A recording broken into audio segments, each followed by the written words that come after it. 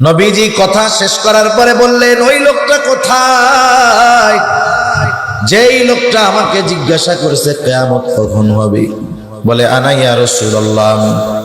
নবীজি তাকে পাল্টা প্রশ্ন করেছে, মা আ'দাত্তা লাহা, তুমি যে কিয়ামত কখন হবে জিজ্ঞাসা করতেছো, কিয়ামতের জন্য তুমি কি পাথেয় সংগ্রহ করছো?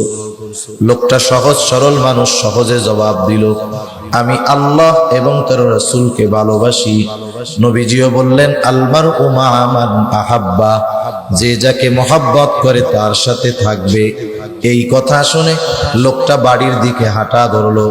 হযরত আনাস রাদিয়াল্লাহু তাআলা আনহু বলেন, নবীজির জবানে যখন শুনলাম যে যাকে মহব্বত করে তার সাথে জান্নাতের মধ্যে থাকবে, হযরত আনাস বলেন, এই কথা নবীজির মুখে শ্রবণ করবার পর ইসলাম গ্রহণের পরে আমরা এতটা খুশি হই নাই যতটা খুশি হয়েছি নবীজির সাথে জান্নাতে থাকতে পারবো এই কথাটা শ্রবণ করবার পরে।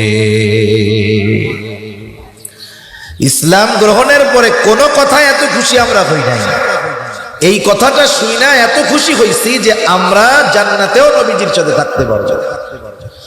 হযরত আনাস রাদিয়াল্লাহু তাআলা আনহু বলেন, আমি আল্লাহ এবং তার রাসূলকে ভালোবাসি, আবু বকর ওমরকে ভালোবাসি। যদিও তাদের মতো আমল করতে পারি নাই, তবে আল্লাহ তাআলার কাছে আশা করি জান্নাতে আমি তাদের সাথে থাকতে পারবো। চিন্তা কইরা দেখেন, নবীর সাথে থাকার খবরে সাহাবায়ে কেরাম সবচাইতে বেশি খুশি। ওই নবী জানায় দেন, ও আমার উম্মত, তুমি ইয়তীমের অভিভাবক হয়ে যাও, জান্নাতে তোমরা আমি নবীর সাথে থাকতে পারবা। তাহলে আমাদের যার যেমন সামর্থ্য আছে ওই আলোকে ইয়তীমের অভিভাবকত্ব গ্রহণ করব ইনশাআল্লাহ। করব তো ইনশাআল্লাহ।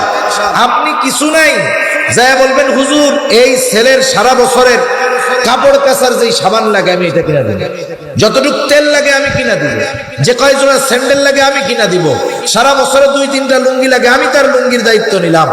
এভাবে আংশিক হলেও অভিভাবকত্বের দায়িত্ব গ্রহণ করার চেষ্টা আমরা করব ইনশাআল্লাহ। আরে দেখেন, নবীজি এক হাদিসে বলছে না, মান বানা লিল্লাহি মাসজিদান বানাল্লাহু লাহু বাইতান ফিল জান্নাহ, যে মসজিদ বানাবে আল্লাহ তার জন্য জান্নাতে ঘর বানাবে। এই ফজিলতের কথা চিন্তা কইরা আমরা যদি প্রত্যেকে এক একজন এক একটা মসজিদ বানাই, তাহলে তো ইমাম সাহেব পূজা পাওয়া যাবে, ঠিক না? এই হাদিসের ব্যাখ্যা এই জন্য মুহাদ্দিসিনে কেরাম বলেন, এক একজন এক একটা বানাবে বিষয়টা এমন না। মসজিদ বানানোর কাজে যার যতটুকু সামর্থ্য আছে সে তার সামর্থ্য অনুযায়ী অংশগ্রহণ করবে, এর বিনিময়ে আল্লাহ তাআলা জান্নাতে তারে ঘর বানায় দিবে। সুবহানাল্লাহ। আমার তো একজনের দায়িত্ব পরিপূর্ণ নেওয়ার মতো অ্যাবিলিটি নাই, আমার যতটুক আছে ততটুকের দায়িত্ব নিলাম। আশা করা যায় এই কারণেই নবীজির সাথে জান্নাতে থাকা যাবে, ঠিক কিনা বলেন? আবার কতজন আছে ইয়তীমের অভিভাবক হবে কি উল্টা ইয়তীমের সম্পদ ভক্ষণ করে ফেলে? বলেন তো, এমন লোক মনে হয় দুনিয়ায় নাই, এমন লোক দুনিয়ায় অভাব নাই। ইয়তীমের সম্পদ ভক্ষণ করা এটা হলো আবু জেহেলের খসলাত। আবু জেহেলের কাজ ছিল, আবু জেহেল কি করত?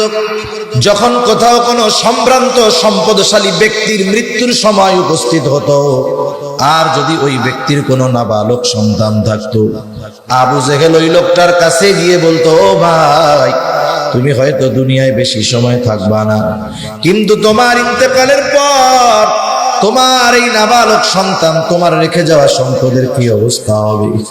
এইগুলা তো মানুষের দখল দিয়ে নিয়ে যাইব, তোমার সন্তান সম্পদ বঞ্চিত হবে।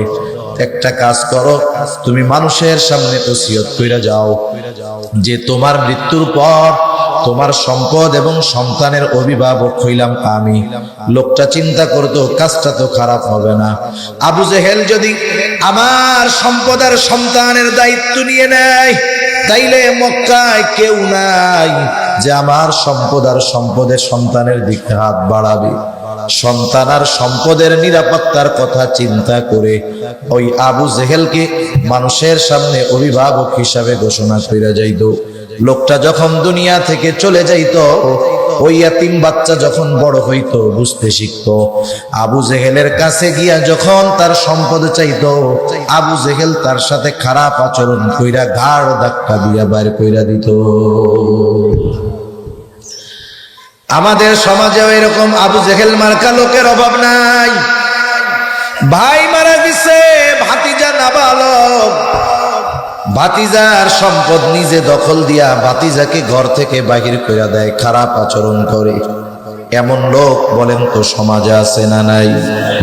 সাধারণভাবে অন্য কারো সম্পদ অন্যায়ভাবে ভক্ষণ করা এটা নিঃসন্দেহে বড় মন্দ কাজ, কিন্তু ইয়াতীমের সম্পদের ব্যাপারে আল্লাহ তাআলা আরেকটু কঠোরতা অবলম্বন করে বলেন, ইয়াতীমের সম্পদ এটা হলো আগুন, আগুন।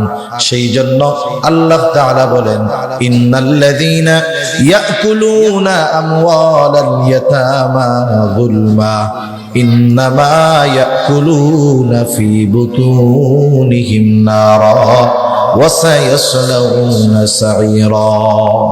আল্লাহ তাআলা বলেন, নিশ্চয়ই যারা অন্যায়ভাবে ইয়াতীমের সম্পদ ভক্ষণ করে, ইন্নামা ইয়াকুলুনা ফি বুতুনিহিম নারা, কেমন যেন তারা আগুন দিয়ে তাদের পেট ভরে। বলেন তো আগুনের স্থান জান্নাত নাকি জাহান্নাম? এই জন্য আল্লাহ তাআলা বলে, গোলাম দুনিয়ায় ইয়াতীমের সম্পদ ভক্ষণ করলি, পেটটারে আগুন দিয়া ভরলি, ওয়া সায়াসলাউনা সাঈরা, অচিরেই তাদের আবাসস্থল হবে জাহান্নাম।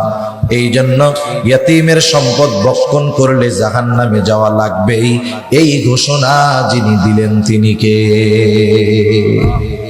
দয়াময় আল্লাহ রাব্বুল আলামিনের দরবারে অগণিত শুকর যে মহান মালিক আমাদের হায়াতে বরকত দিয়ে সুস্থ রেখে হাদিসের ভাষায় জান্নাতের বাগানে আসার বসার কিছু দ্বীনি আলোচনা করার সুযোগ যেই মহান মানিব আমাদের দান করেছেন, সে মহান মানিবকে খুশি করার জন্য মহব্বতের সাথে জবান খুলে অন্তর থেকে আমরা একবার কালিমাতুশ শুকর পাঠ করি, আলহামদুলিল্লাহ। অগণিত দুরূদ ও সালাম সাইয়্যিদুল আম্বিয়া, আশরাফুল আম্বিয়া, খাতামুল আম্বিয়া, ইমামুল মুরসালিন, রাহমাতুল লিল আলামিন মুহাম্মাদুর রাসূলুল্লাহ সাল্লাল্লাহু আলাইহি ওয়াসাল্লামের উপর